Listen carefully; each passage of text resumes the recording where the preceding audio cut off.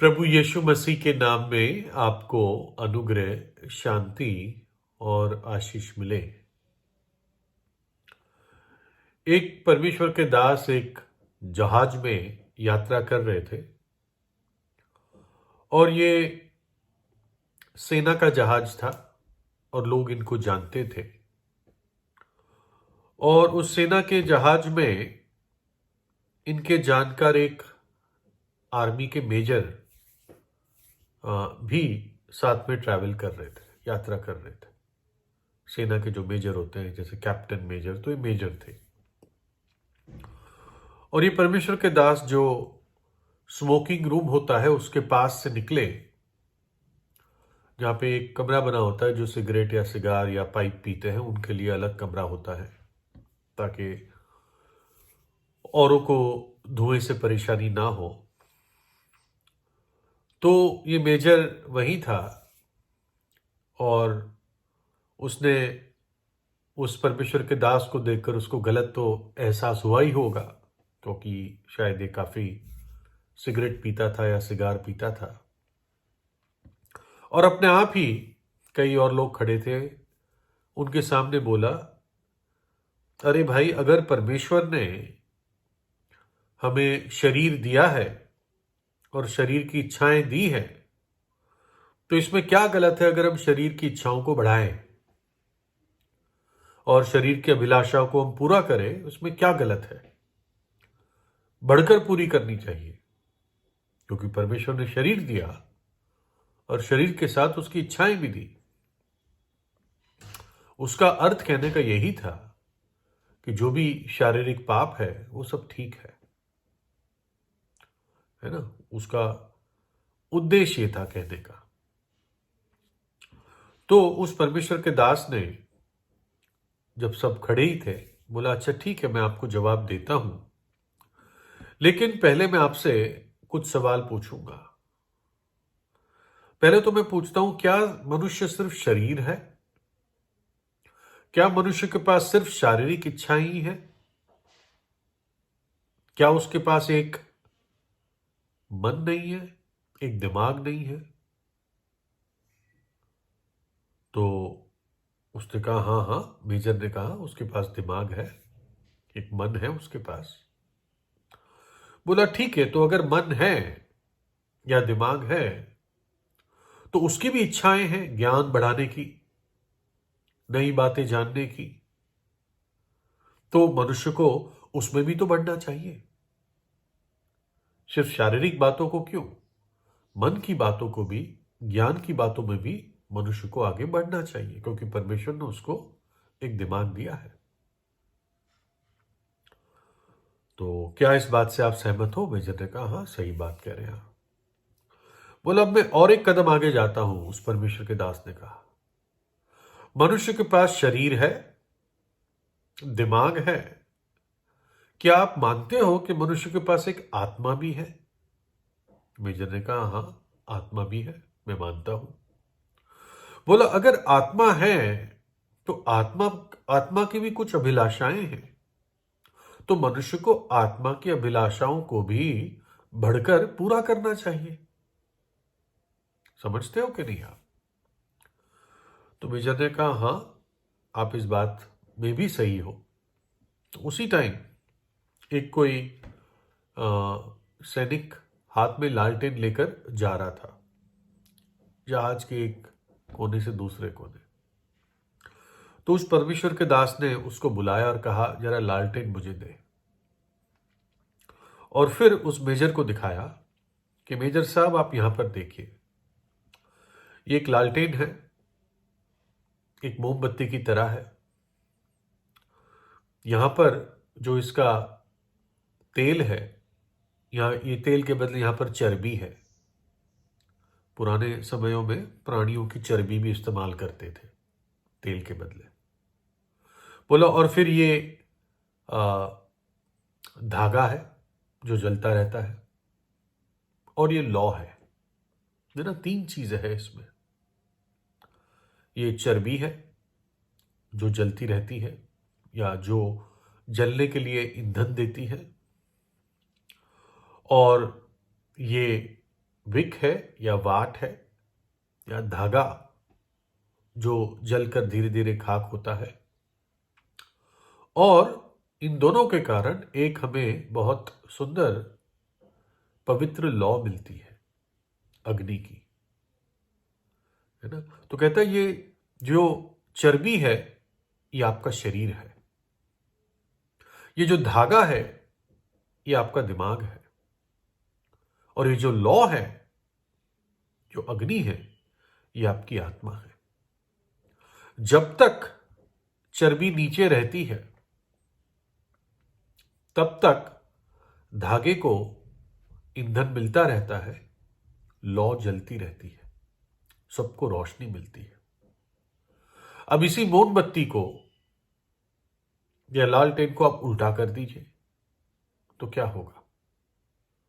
बुझने लगेगा, लौ नीचे हो जाएगी, चर्बी या मोम ऊपर हो जाएगा, धुआं निकलेगा और काले धुएं की बदबू भी आएगी। तो मैं आपको यह कहना चाह रहा हूं कि जब शरीर की अभिलाषाएं सबसे नीचे रहेगी और जब आत्मा की अभिलाषाएं सबसे ऊपर रहेगी तो मनुष्य के लिए यह सबसे उत्तम बात होती है, तो वो औरों को भी रोशनी देता है।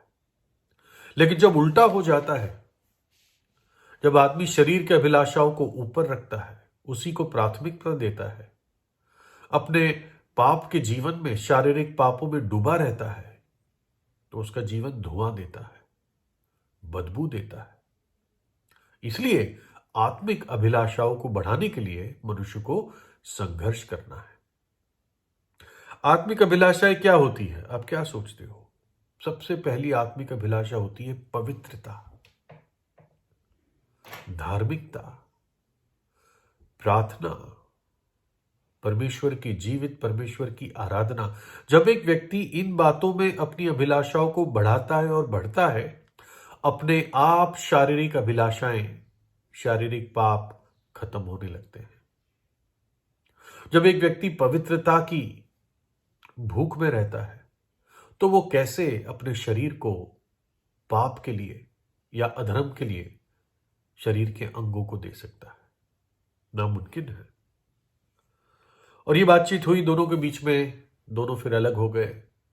2 वर्ष बाद वो मेजर फिर से इस दास, परमेश्वर के दास को मिले और उनको वहीं रोक कर उनको धन्यवाद दिया। बोला, मैं लज्जित तो हुआ सबके सामने, लेकिन मेरा जीवन अब बदल गया है, मैं अब शुद्ध हो गया हूं आपकी उस बात से। जब हम बाइबल में देखते हैं, बाइबल कहती है उत्पत्ति 1:27 में, तब परमेश्वर ने मनुष्य को अपने स्वरूप के अनुसार उत्पन्न किया, अपने ही स्वरूप के अनुसार परमेश्वर ने उसको उत्पन्न किया, नर और नारी करके उसने मनुष्य की सृष्टि की। परमेश्वर ने मनुष्य को अपनी समानता में बनाया। फिर एक जगह एक आशीष लिखी है, शांति का परमेश्वर आप ही तुम्हें पूरी रीति से पवित्र करे और तुम्हारी आत्मा और प्राण और देह हमारे प्रभु यीशु मसीह के आने तक पूरे पूरे और निर्दोष सुरक्षित रखे। तो बाइबल बताती है हम 3 चीजों से बने हुए हैं, आत्मा, प्राण और देह, है ना। आत्मा, प्राण और देह। जब परमेश्वर ने आदम को बनाया, जब आदम पवित्र था, जब वो पाप रहित था, तो आदम की जो आत्मा थी उसके ऊपर परमेश्वर के चेहरे की रोशनी या परमेश्वर की रोशनी सीधी पड़ती थी, है ना। जैसे सूरज की किरणें कैसे सीधी हम पर आती, वैसे ही परमेश्वर की रोशनी आदम की आत्मा पर आती थी। उसकी आत्मा जीवित थी। लेकिन जिस दिन आदम ने पाप किया, परमेश्वर की आज्ञा को तोड़ा, तो अगर हम साधारण शब्दों में कहें, जिस कमरे में आत्मा रहती थी, उसके शरीर के जिस भी कमरे में, हमें ये बातें पता नहीं है, वो कमरा बंद हो गया, उसकी खिड़की, उसका दरवाजा बंद हो गया, वो कमरा अंधकार में चला गया। उसकी आत्मा मर गई, इसलिए उसकी सारी आत्मिक अभिलाषाएं खत्म हो गई और इसलिए मनुष्य अब सिर्फ शरीर के लिए जीता है, शारीरिक अभिलाषाओं के लिए जीता है, शारीरिक पापों में अपने आप को खराब कर देता है। चाहे वो सिगरेट हो, चाहे वो शराब हो, चाहे वो ड्रग्स हो, नशे हो, चाहे वो व्यभिचार के पाप हो, चाहे वो गंदगी हो, घिनौनापन हो, टोना हो, है ना। ये सारी चीजें शारीरिक है। बहुत खाना, है ना, खाने के पीछे बहुत भूखे रहना, या जैसे कहते हैं भुक्कड़ या पेटू, ये सब शारीरिक पाप है ना। खाना हम सबको जरूरत है, भूख परमेश्वर ने दी है, लेकिन पेटूपन के लिए नहीं दी है। तो तब से आत्मा का जो कमरा है, चेंबर है, वो अंधकार में है। तो हर मनुष्य जो जन्मता है वो मरी हुई आत्मा के साथ जन्मता है। उसका प्राण तो जीवित है, शरीर जीवित है, लेकिन आत्मा उसकी अंधकार में है और तब तक अंधकार में रहती है जब तक उसको परमेश्वर की ओर से जीवन और रोशनी नहीं मिलती। और प्रभु यीशु का संदेश, सुसमाचार, वही जीवन और रोशनी इस अंधेरी मरी हुई आत्मा पर डालता है ना। और ये तब होता है जब एक व्यक्ति अपनी इच्छा से परमेश्वर के सामने मानता है, हां प्रभु मैं पापी हूं, और वो प्रभु यीशु पे विश्वास करता है। और तब जब अपनी इच्छा से वो प्रभु यीशु को अपने हृदय में बुलाता है, तब परमेश्वर की रोशनी और जीवन उसके उस आत्मा के कमरे में प्रवेश करता है और उसकी आत्मा जिंदा की जाती है, जिलाई जाती है और वो व्यक्ति नया जन्म पाता है, उसका एक नया जीवन शुरू होता है। लिखा है इफिसियों में, और उसने तुम्हें भी जिंदा किया जो अपने अपराधों और पापों के कारण मरे हुए थे। अपराधों और पापों के कारण मरे हुए थे, लेकिन प्रभु यीशु मसीह ने उनको जिंदा किया, उनकी मरी हुई आत्मा को जिंदा किया, उसमें जीवन दिया। क्या तुम नहीं जानते कि अधर्मी लोग परमेश्वर के राज्य के वारिस ना होंगे? धोखा ना खाओ, ना वैश्यागामी, ना झूठ की उपासना करने वाले, ना परस्त्रीगामी, ना लुच्चे, ना पुरुषगामी, ना चोर, ना लोभी, ना पियक्कड़, ना गाली देने वाले, ना अंधेर करने वाले परमेश्वर के राज्य के वारिस होंगे। कतई नहीं होंगे। और तुम में से कितने ऐसे ही थे, परंतु तुम प्रभु यीशु मसीह के नाम से और हमारे परमेश्वर के आत्मा से धोए गए, पवित्र हुए और धर्मी ठहरे। तो जब प्रभु यीशु हमारे हृदय में हम बुलाते हैं तो उसका आत्मा आपको धोता है, पवित्र करता है और धर्मी ठहराता है। क्यों? क्योंकि यीशु मसीह ने क्रूस पर हमारे लिए अपनी जान दे दी। जो सजा आपको सहनी थी, मुझे सहनी थी, उसने अपने ऊपर ले ली, अपना पवित्र लहू बहा दिया। और इसलिए परमेश्वर आज हमें धर्मी ठहरा सकता है अगर हम प्रभु यीशु पर विश्वास करते हैं और पश्चाताप करते हैं, है ना। वो शब्द कितने सुंदर है जब परमेश्वर कहता है, जा बेटे, जा बेटी, तेरे पाप क्षमा हुए, है ना।